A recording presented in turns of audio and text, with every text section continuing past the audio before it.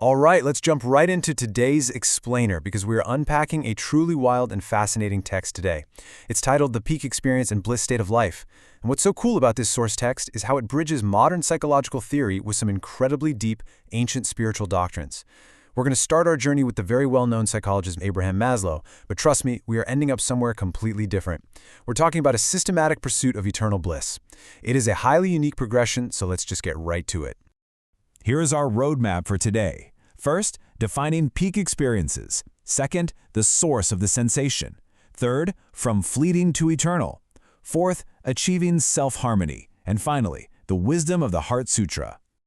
Okay, starting us off with Section 1, Defining Peak Experiences, the Psychological Foundation. So we're kicking things off with the prestigious American psychologist Abraham Maslow and his famous theory on the hierarchical needs of life. The text postulates that self-realization is the ultimate, absolute, highest possible need of human existence. And the perfect symbol of finally obtaining that self-realization? Well, that's exactly what Maslow calls a peak experience. It's described as a strong identity experience, basically the absolute pinnacle of feeling fully realized as a human being. Now, the author of our source text, Xu Fang, actually lays out 18 distinct characteristics that capture the sheer depth of this state, and they are intense. Everything blends into a harmonious whole, and you become an integral part of nature. Like you're losing yourself completely and literally melting right into the universe. It's described as being as pure as a newborn baby, entirely absorbed in the present moment and completely immersed in the ecstasy of delight. The source also outlines these profound feelings of absolute peace, being totally full of confidence and feeling completely free from worldly affairs. It's an incredibly profound and transformative state of being. Moving right along to Section 2, the source of the sensation, the physical reality. So the author asks us to consider what this intoxicating, ego-melting state actually feels like in practice, because how many people really get to enjoy this? Just listen to this incredibly visceral description directly from the source. It says, a sudden gush of roaring fire, strong, devouring, wonderful, growing until it becomes a rapid, high-altitude screaming rocket. I mean, wow, it's describing this blast-like pleasure radiating through the entire body, completely overtaking the physical form and leaving the person feeling totally full of vitality. And it gets even more intense. Listen to this. My body tightens gradually. My feeling reaches a steep peak of bliss. Then my body convulses violently 5 or 6 times.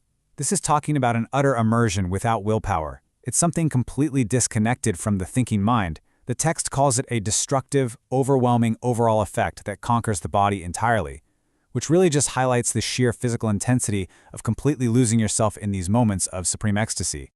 Okay, so we have to stop and ask ourselves here, what exactly are these extreme peak experiences describing? At this point, you're probably wondering what kind of mystical practice or, profound daily event triggers such an overwhelming physical and emotional reaction. Convulsions, roaring fires, a total loss of the daily self? What is this? Well, here's the reveal. According to the text and Maslow's research across 5 continents, these intense, roaring, convulsive accounts aren't from deep spiritual meditation. They are actually descriptions of human sexual climaxes. Aside from music, physical sex is essentially mankind's primary way to access these peak experiences. That intense, mind-clearing, worldly transcending state we just spent all that time detailing, it's accessed most frequently through physical sexual love. Which brings us to Section 3, From Fleeting to Eternal, the Philosophical Pivot. So right here is where the source makes its major, foundational, philosophical pivot. It introduces a massive critique of these purely physical sensations to set up a much larger spiritual argument. The author contrasts mankind's physical sexual experiences against the concept of the Elysium world. Physical sexual love is actually described as comparatively low level. Why? Because the peak experiences attained through sex are extremely short-lived and they completely rely on an external supplement, meaning you need another person or a physical stimulus. On the flip side, the supreme realm for Buddhist study, entering the Elysium world, is defined as experiencing these exact peak states eternally. It's an internal yin-yang oneness, and the best part? It's completely free from needing any external supplements to sustain that bliss. But how do you get there? Well, this eternal peak state requires achieving what's called self-harmony. It's a state where life possesses both yin and yang internally, remaining in absolute oneness. It's much like the famous Taoist yin-yang fish symbol you've likely seen a million times. When you achieve this specific internal balance, the text claims, you enter the Elysium world. And that is where you experience the peak experiences of life perpetually, literally never coming down from the peak. All right, Section 4, Achieving Self-Harmony, the Spiritual Framework. Now, the text absolutely does not shy away from the difficulty of this goal. It describes this pursuit as an enormous, complex, and highly systematic project of self-refinement.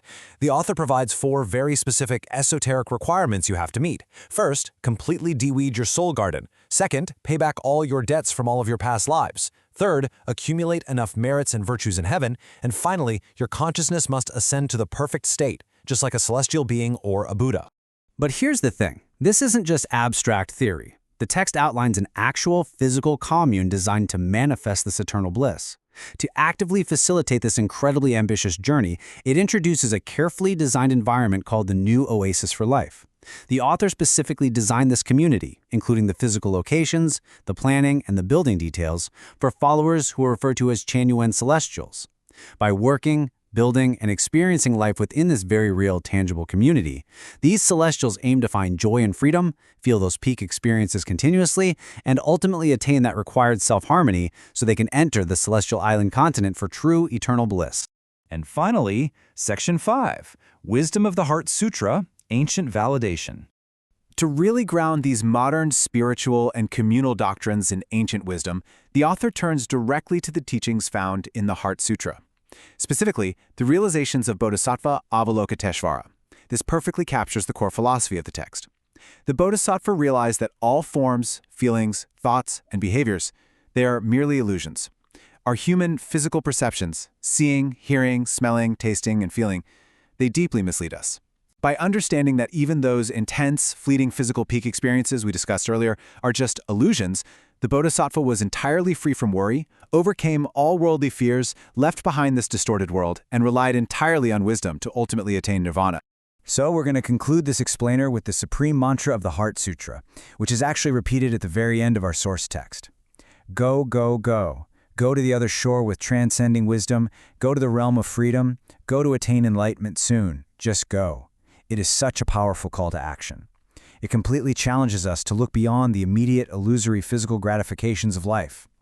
So the question I want to leave you with today is this. Knowing what we've explored about the difference between temporary physical highs and self-harmonized eternal bliss, how attached are you to your own fleeting physical illusions? And what steps are you truly willing to take to reach your own realm of eternal freedom? Thanks for joining me on this explainer, and keep learning.